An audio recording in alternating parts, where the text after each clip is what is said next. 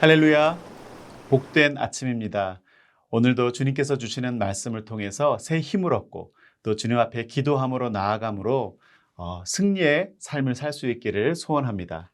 특별히 우리 교회가 지금 잠언 말씀을 가지고 하나님의 말씀을 묵상하고 주일 설교를 듣고 있습니다. 오늘부터 매일매일 잠언 말씀 한 장씩 읽으면서 하나님 앞에 나아가는 시간을 갖고자 합니다.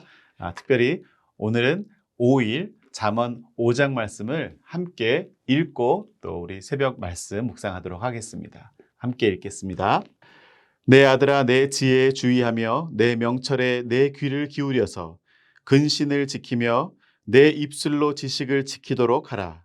대저 음녀의 입술은 꿀을 떨어뜨리며 그의 입은 기름보다 미끄러우나 나중은 쑥같이 쓰고 두 날 가진 칼같이 날카로우며 그의 발은 사지로 내려가며 그의 걸음은 수올로 나아가나니 그는 생명의 평탄한 길을 찾지 못하며 자기 길이 든든하지 못하여도 그것을 깨닫지 못하느니라. 그런즉 아들들아, 나에게 들으며 내 입의 말을 버리지 말고 내 길을 그에게서 멀리하라. 그의 진문에도 가까이 가지 말라. 두렵건대 너의 존영이 남에게 잃어버리게 되며 내 수완이 잔인한 자에게 빼앗기게 될까 하노라. 두렵건대 타인의 내 재물로 충족하게 되며 내 수고한 것이 외인의 집에 있게 될까 하노라. 두렵건대 마지막에 이르러 너의 몸, 너의 육체가 쇠약할 때에 너가 한탄하며 말하기를 내가 어찌하여 훈계를 싫어하며 내 마음이 꾸지람을 가벼이 여기고 내 선생의 목소리를 청종하지 아니하며 나를 가르치는 이에게 귀를 기울이지 아니하였던고.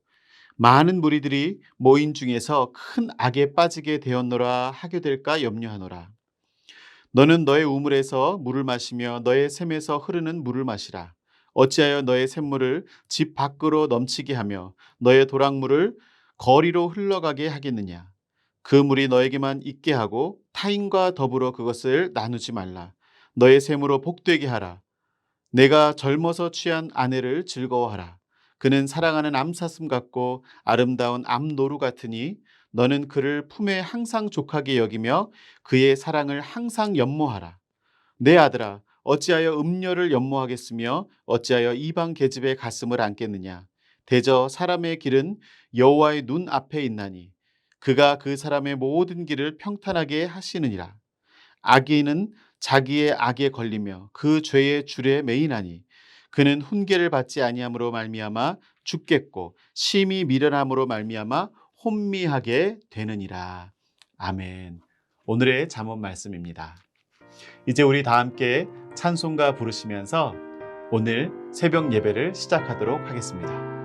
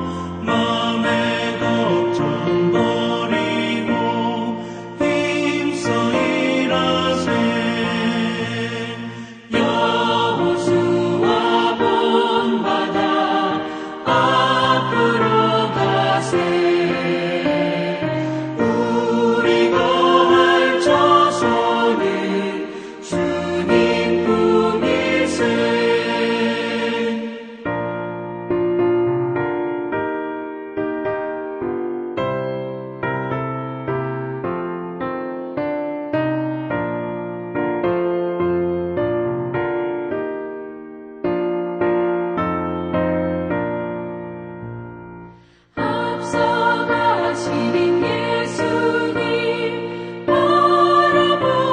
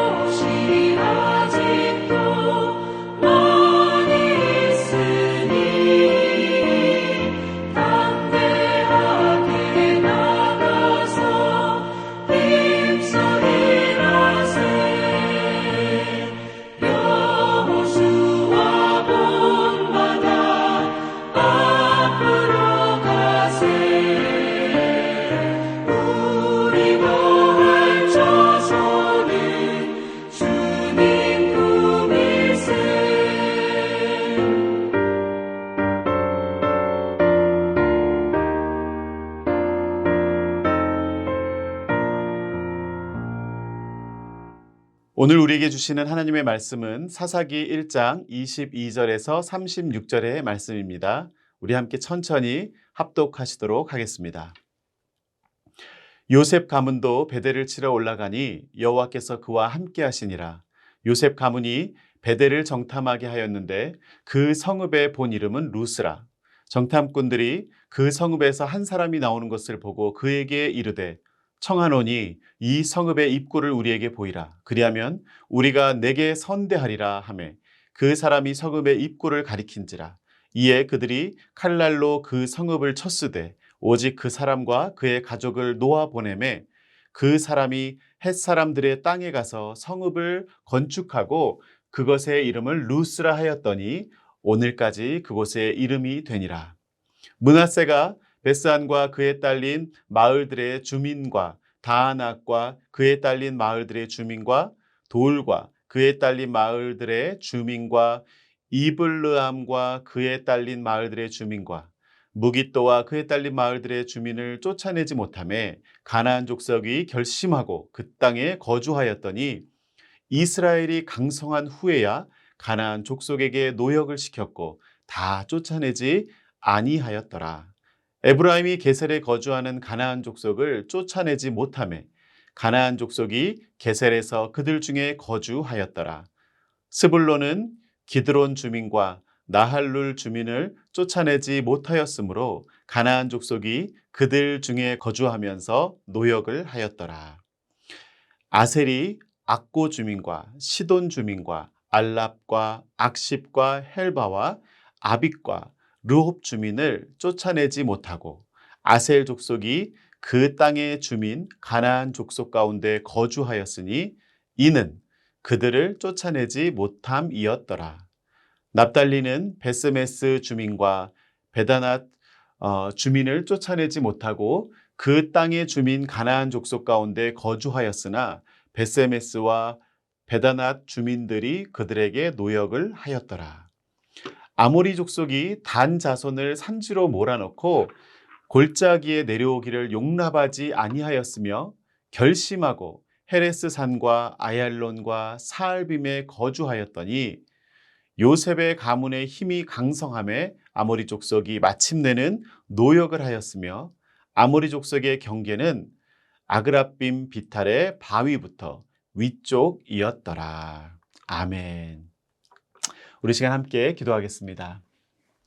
사랑과 은혜가 풍성하신 하나님 아버지, 오늘도 저희들 주님께서 우리에게 베풀어 주실 그 음성을 듣기 위하여 또 주님의 그 은혜를 구하기 위하여 주님 저희들의 귀를 청종합니다.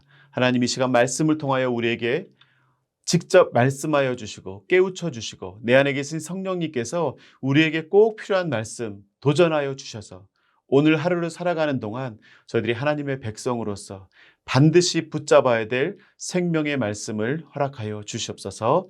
이 시간 모든 것 주님께만 의탁드리옵고 예수님의 이름으로 기도했습니다. 아멘. 네, 오늘 우리는 이 아침에 사사기의 말씀을 계속해서 묵상하고 있습니다. 우리는 이스라엘 백성들이 모세와 함께 출애굽해서 광야 생활을 거쳐 여호수아와 함께 가나안 땅에 들어와서 이 정복 전쟁을 벌여가는 역사를 모두 이제 살펴보았습니다.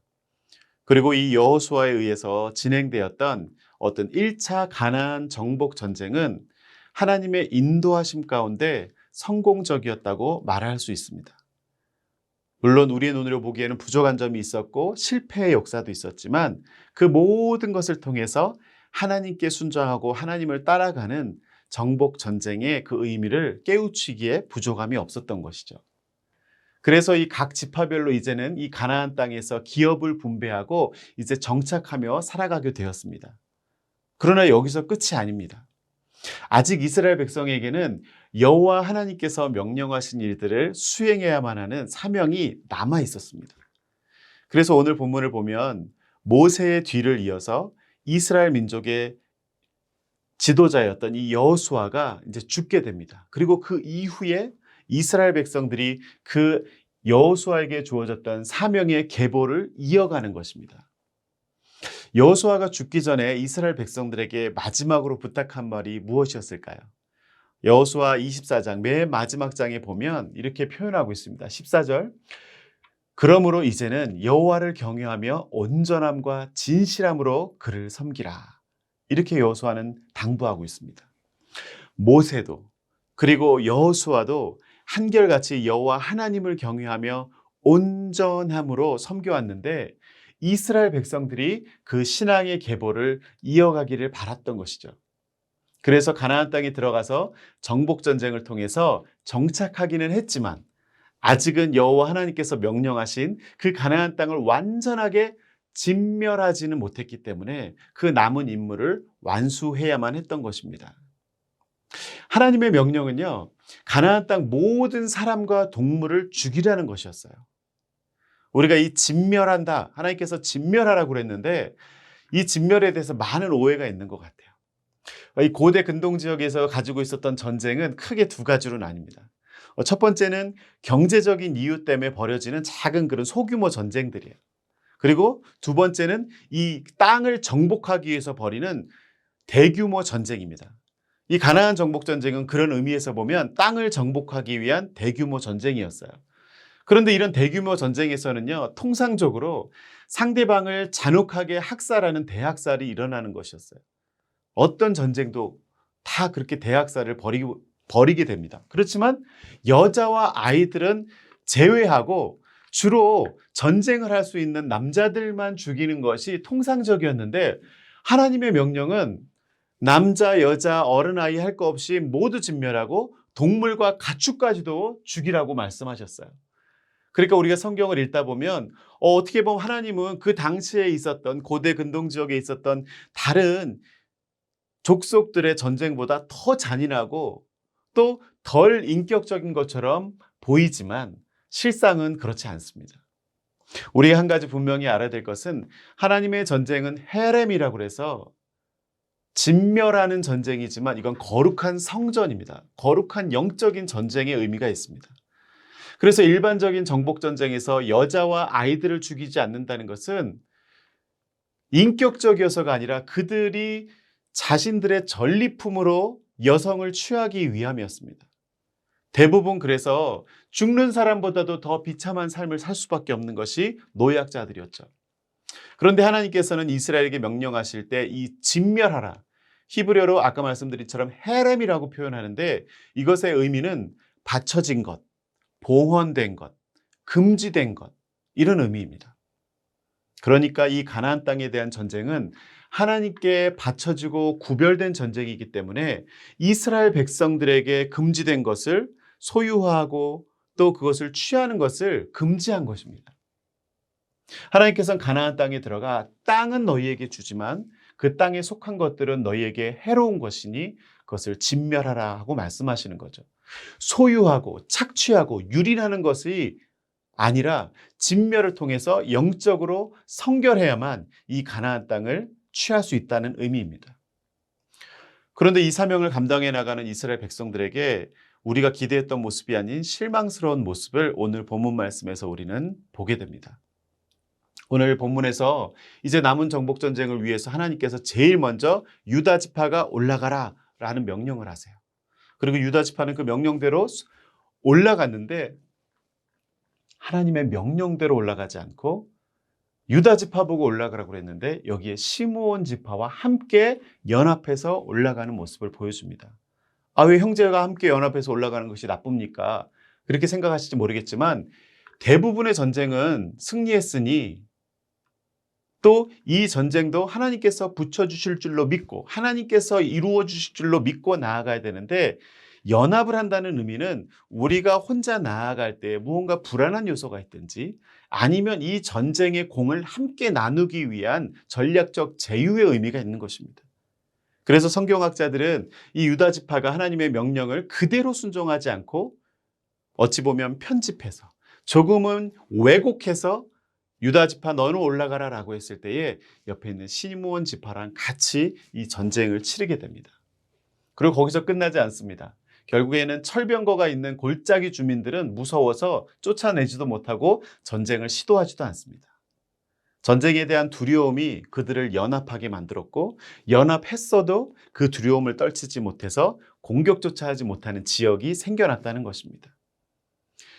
뒤이어서 계속 나오는데 베냐민 지파도 예루살렘에 거주하던 여부스 족속을 끝내 쫓아내지 못했다고 말합니다. 이게 오늘 본문 이전의 전쟁의 내용이고 오늘 본문에 나오는 이 요셉의 가문도 마찬가지입니다. 에브라임 지파와 므낫세 지파도 하나님의 명령대로 올라가서 전쟁을 하는데 똑같이 실망스러운 모습을 보입니다.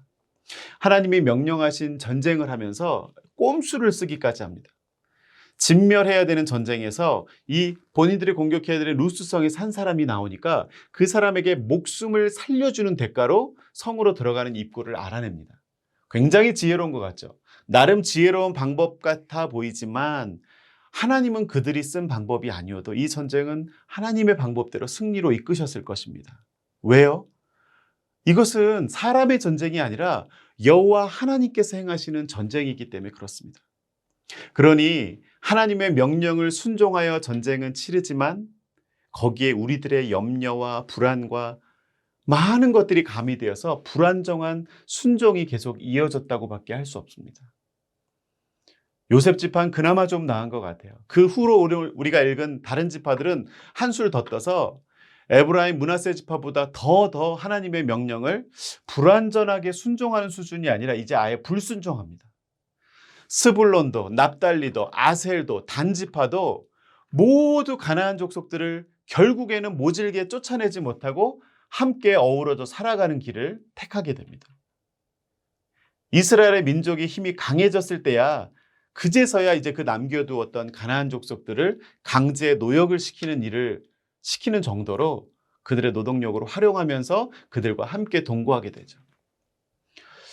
결국 하나님의 명령을 순종하지 못했고요. 그 족속들을 자신들의 전리품으로 취해버리는 역사를 남기는 것입니다.